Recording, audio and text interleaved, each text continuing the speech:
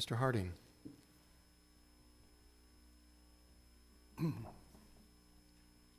May it please the court and Mr. Joensen, Your Honors, we have 4 points in our brief, and we think that they all merit your attention. But the decisive one, and the one that I would like to address first, is on the issue of confidentiality. Factually, we'd gone through, we had mediated this, the mediation had failed. We went forward for the next approximately a week, continuing to negotiate. And at the very end, after we had come to terms on what the dollars were to be, we were told that they wanted to go ahead and have broad confidentiality. We said that we didn't like confidentiality, but we were willing to go ahead and do limited confidentiality. There was a dispute that went back and forth about what was to go into it. We ended up then giving a deadline. That deadline passed without acceptance on it.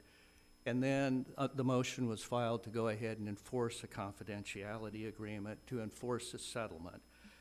Well, I am kind of, I have to say, puzzled about this, and maybe I need to ask the other side more, but it does seem, just reading the sequence of events, that you go off on your Boy Scout trip, at which point there is not a deal, as I understand it, and there is not an agreement. Mm-hmm. And you come back, and you've been given an offer, and the offer is contingent on the approval of the law firm, which hasn't happened yet. So there's nothing resolved at that point. You come back, accept the offer, and at that point they say the law firm won't agree to that arrangement, and then you say, well, I will accept what I accepted what I agreed to earlier, and you've got till 2 p.m. and that deadline passes and there's no deal. Mm-hmm. So why is there a deal? I'm just mystified a little bit. Well, Justice Mansfield, I believe that you've also pointed to one of our other issues here, which is whether there ever was a meeting of the minds. And of course, the issue here, the dispute, was over confidentiality. He had gone ahead, had taken something that their adjuster had sent to us. He had sent us several different proposals. We went ahead, said we would go with one of them, and so we tentatively talked about it before I left to go to the Boundary Waters. And of course, on the Boundary Waters, we had no access to cell phones to call back. Came back thinking that everything was squared away, called and found out that no, that wasn't the case. And in fact, we then got emails in that said that what we had to agree to was to understand that any remarks you make referring to or alluding to the law firm, to any attorneys of or formerly of the law firm, to this suit, to this settlement, to a firm of that city, of that county, a similar regional identifier, or any way relating to this litigation or your work within it, will be considered to be a violation of this confidentiality agreement. We had a similar one, another email that came out about the same time addressed to us. We've made it clear from the very beginning that while we don't like confidentiality, we understand that there are some situations where confidentiality is appropriate, but that it should be as limited as possible, that there should be no reason to go ahead and make it any broader than what it needs to be, and that here, that we would agree to a bilateral confidentiality on the amount and also to a non-disparagement, but that broad confidentiality was a deal breaker. And we, in order to go ahead and make sure that we push this forward, that it didn't just continue to sit and fester, we set the deadline. That deadline passed. There was not acceptance on it. To this day, it's not been accepted. And you know, there's some reasons why there are restrictions on what you can do with confidentiality. We can't go ahead and restrict our practices.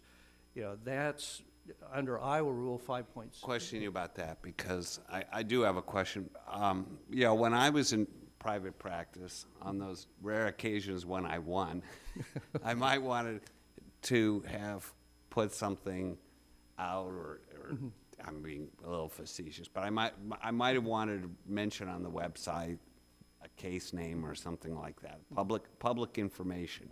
Right. And often the client would say, I would just prefer to keep everything quiet. Is it your position that even if your client asked you not to publicize in any way, shape, or form this litigation, you would have a right to do that?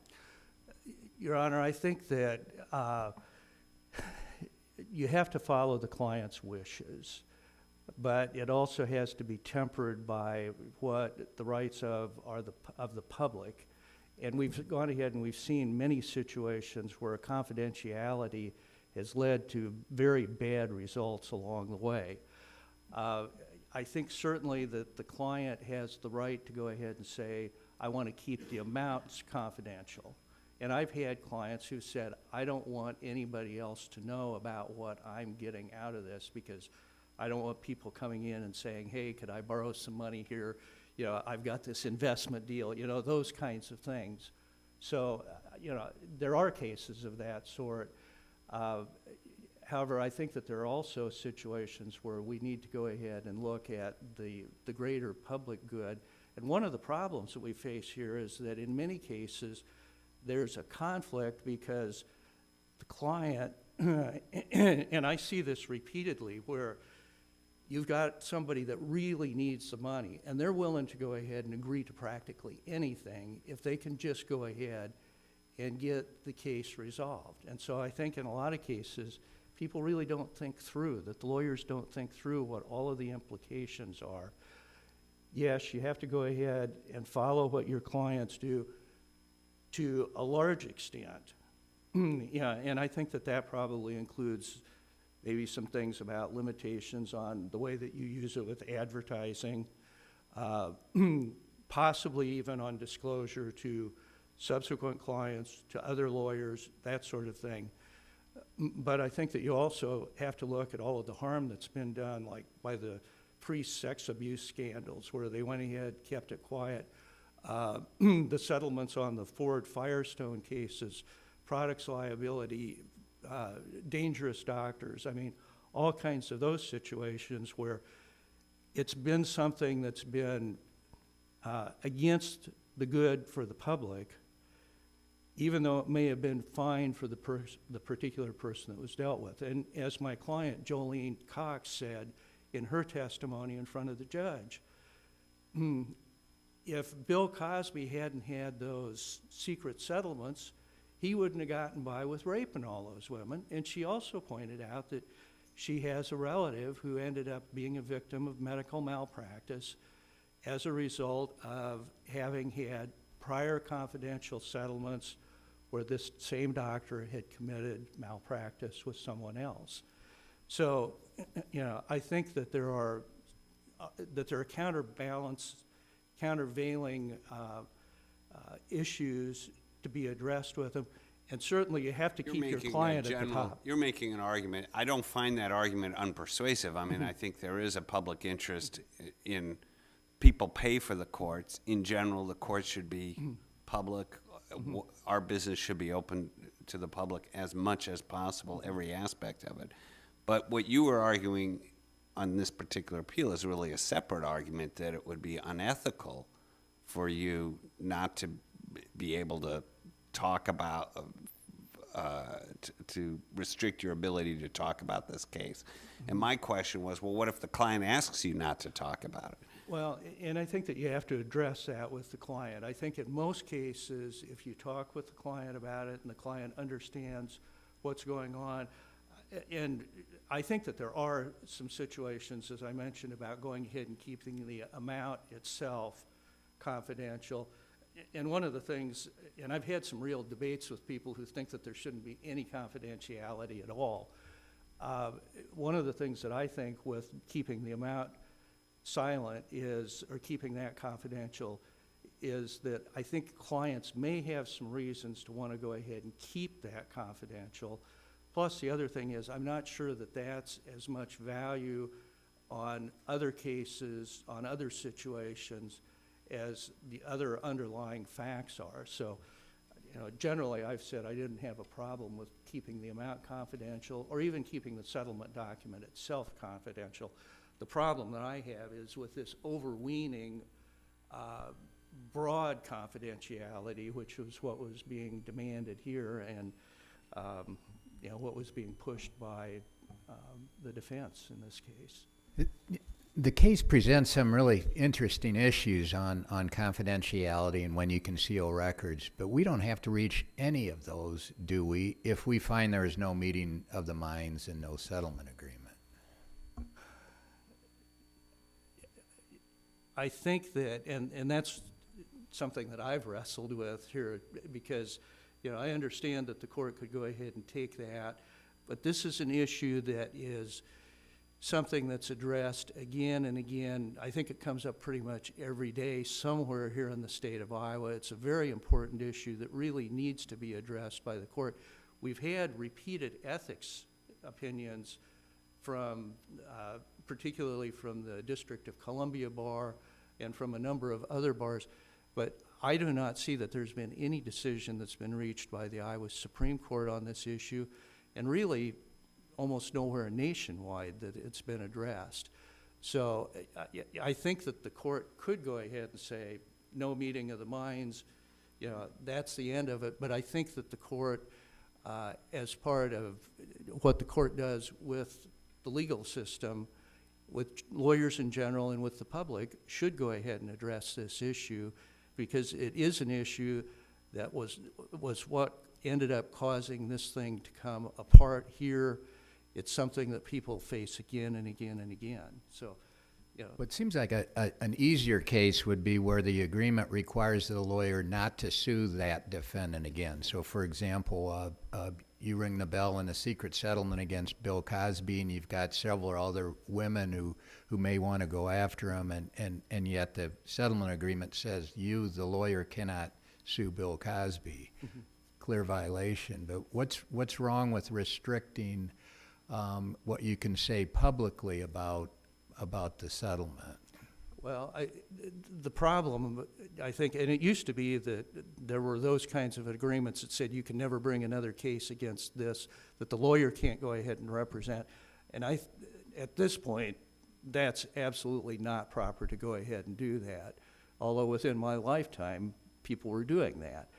On the other hand, I think that it's something where it's important that the courts be open, that we have information that we can go ahead and pass back and forth between lawyers, that people know about what's happened with the cases that are in front of the court.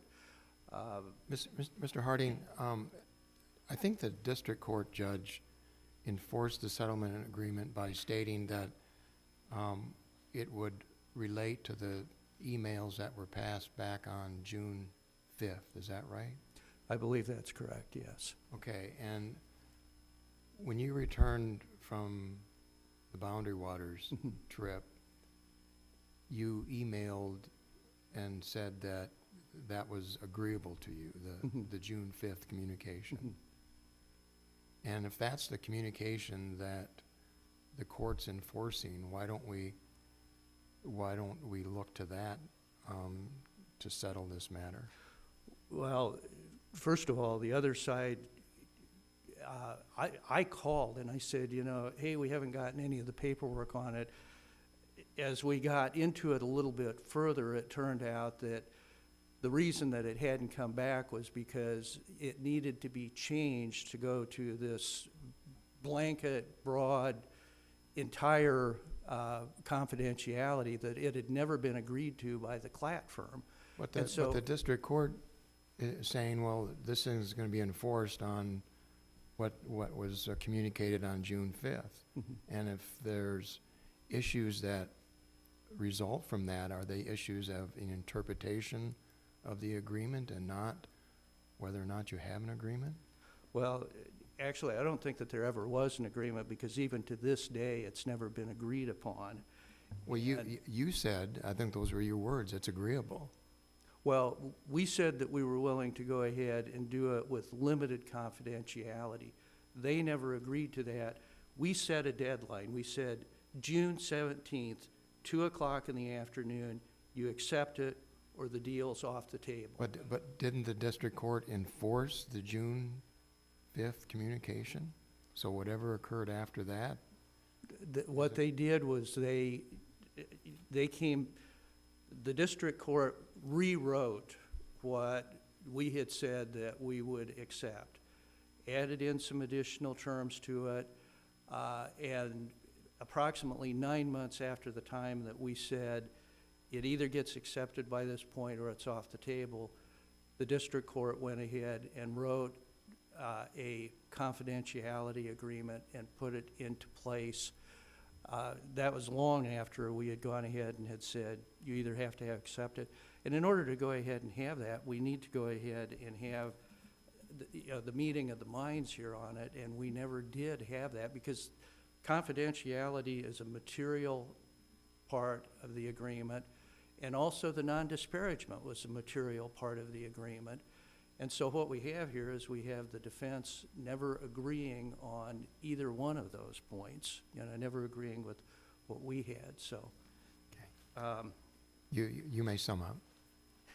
Okay.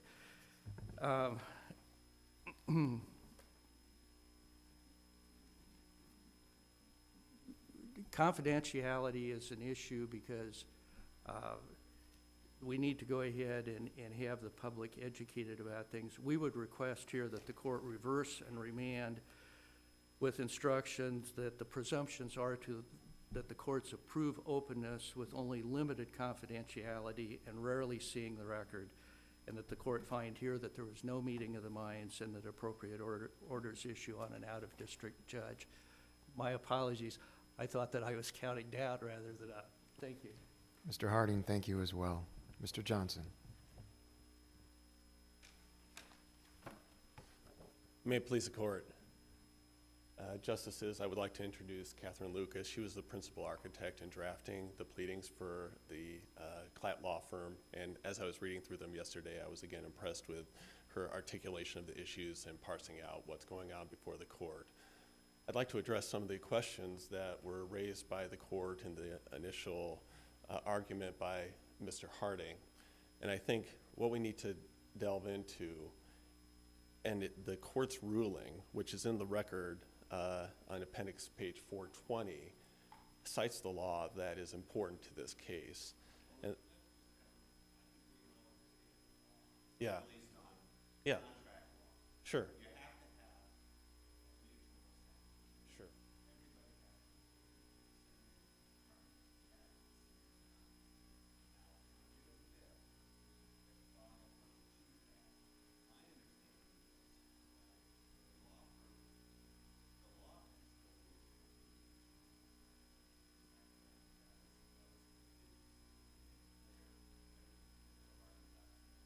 And I think the contention was that the word attorneys would be taken out of the actual written document at that time.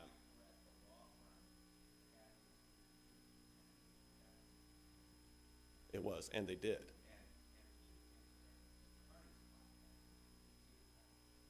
I think that Mr. Harding proposed those and presented those as if his client had already approved those.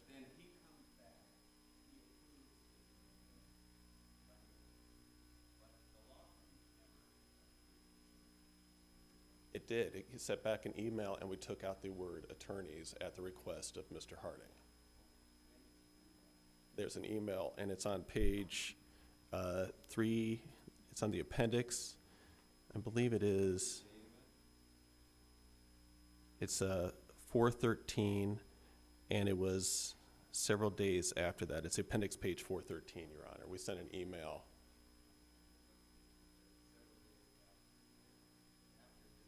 No, it was not. It was before his deadline, Your Honor.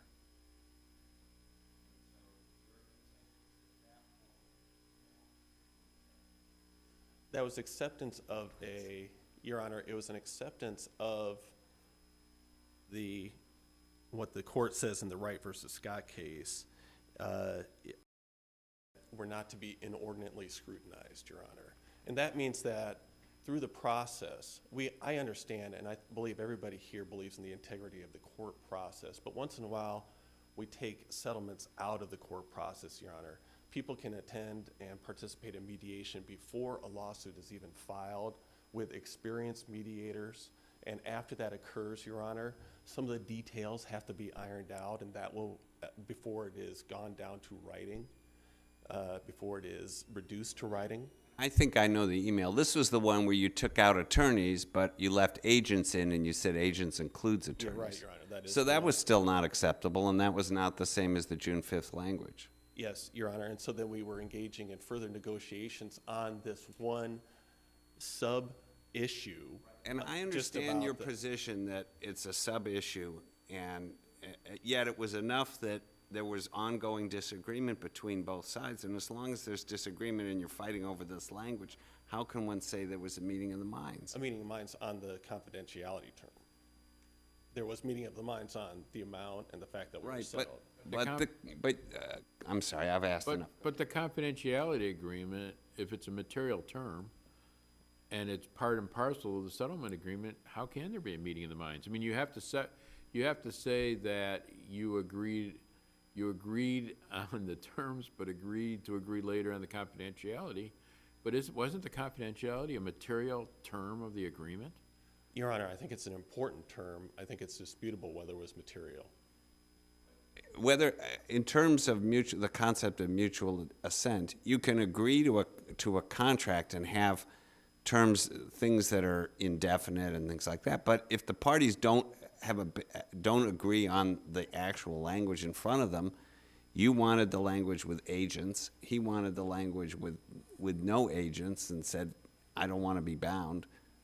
Where is the meeting of the minds? I'm just puzzled. Maybe there was no meeting of the minds on that one term, confidentiality term. How can the judge go and create a contract for the parties? That seems to me beyond what normally can Because occur. the judge took the testimony that was provided during the evidentiary hearing and looking at some of the things that Jolene Cox said and determined that there was a meeting of the minds to enforce an agreement. Actual testimony from Jolene Cox where she said, yes, I understood that we were agreed. We had given approval to have confidentiality.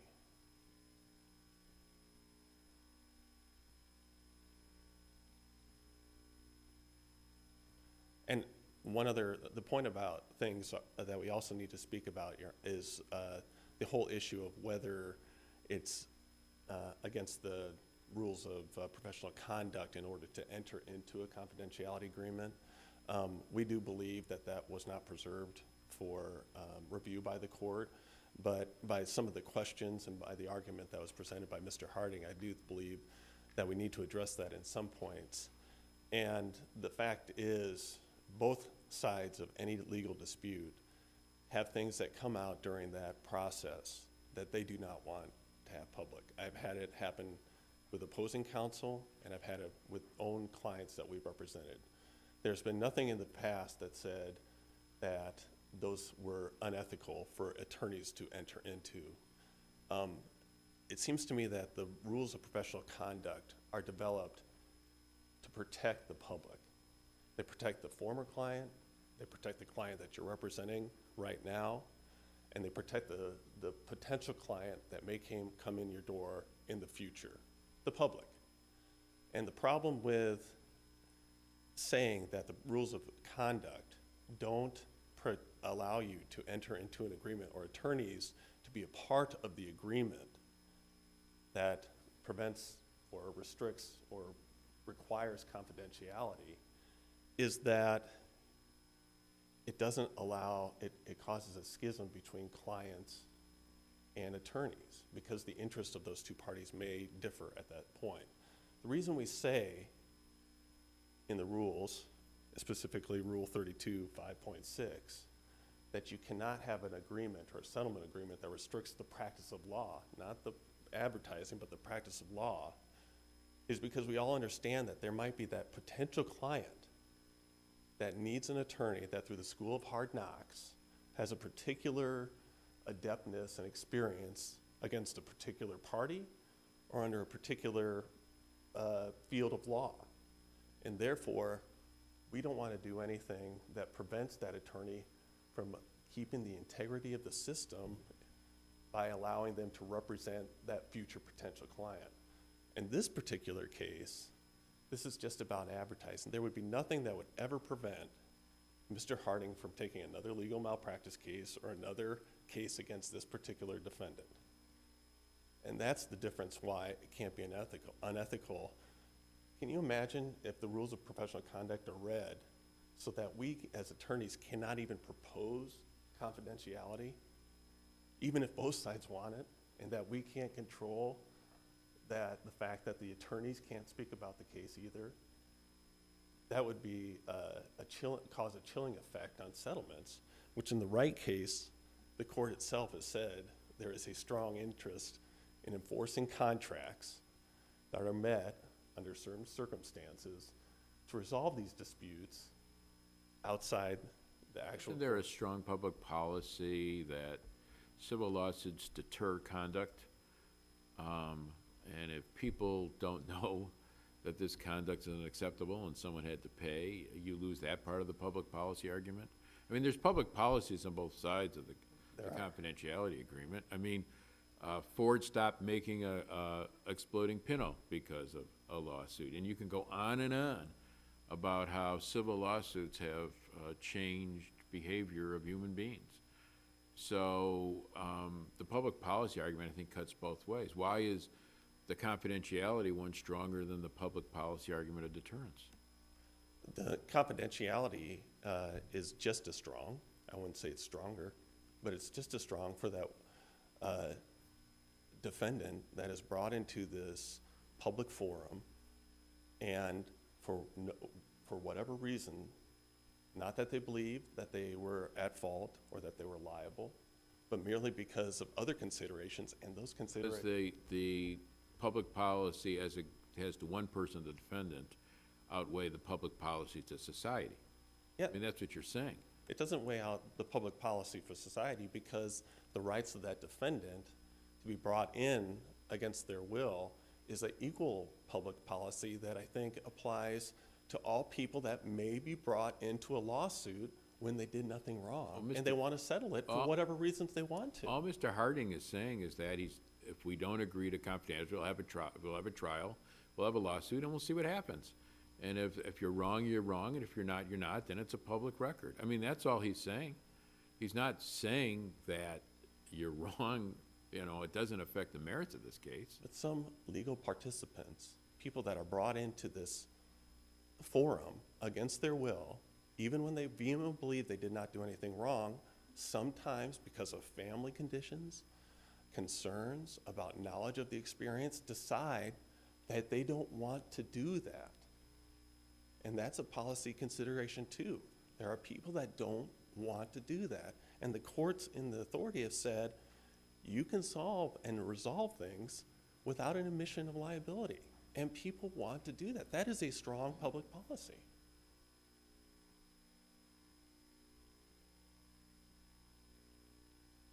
Summing up, I really don't have much more to comment unless you have more questions for me. But view on the meeting of the minds issue is the judge could rely on, and I did go back and look at the order. The key was the testimony of Ms. Cox that subjectively she was agreeable to a broad confidentiality agreement, but she wasn't the person involved in the negotiations, right? yes, but it's also on the record that she had given Mr. Harding complete authority to resolve all disputes. She says that on the record too, Your Honor.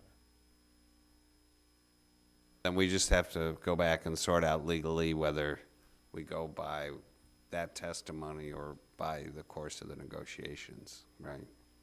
We go back to the fact that there was a meeting of the minds, that it was settled, that whenever we're going to have a mediation, Your Honor, that involves lawyers, sometimes you may have a mediation that doesn't involve lawyers, but if you have a mediation that involves lawyers and then legal services are offered to make sure that that agreement is drafted in a way that protects the party's interests, there's always going to be this after mediation impact where you're going over some terms. Your Honor, they asked that some of the monies that were going to be provided would be attributable to punitive damages.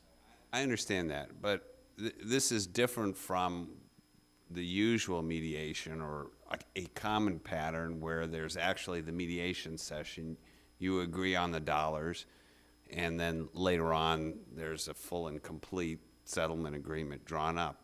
Here, there was no agreement on the dollars even leaving the session, am I correct?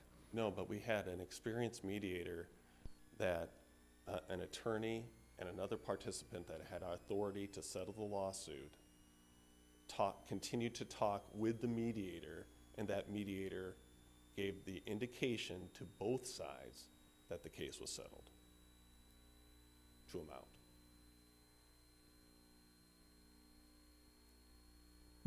Thank you.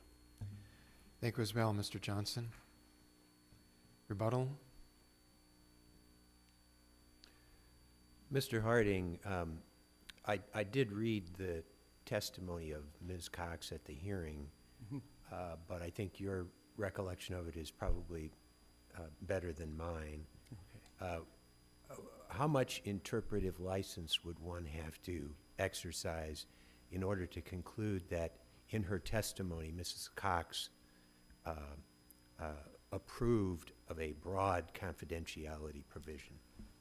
I think a fair reading of her testimony is that she did not approve of a broad confidentiality. She talked about how she had spent hours and hours for day after day after day trying to find a lawyer who had knowledge about how to go ahead and handle this kind of a case. She also talked about how she had had personal experience and knew about problems with confidentiality agreement, and that she wanted to go ahead and talk about this because this was something where the firm had gone ahead and had, over a period of 14 years, drawn up 6 different agreements. All were defective and ended up losing over $200,000. And then, in addition, ended up spending $26,000 to go ahead and pursue a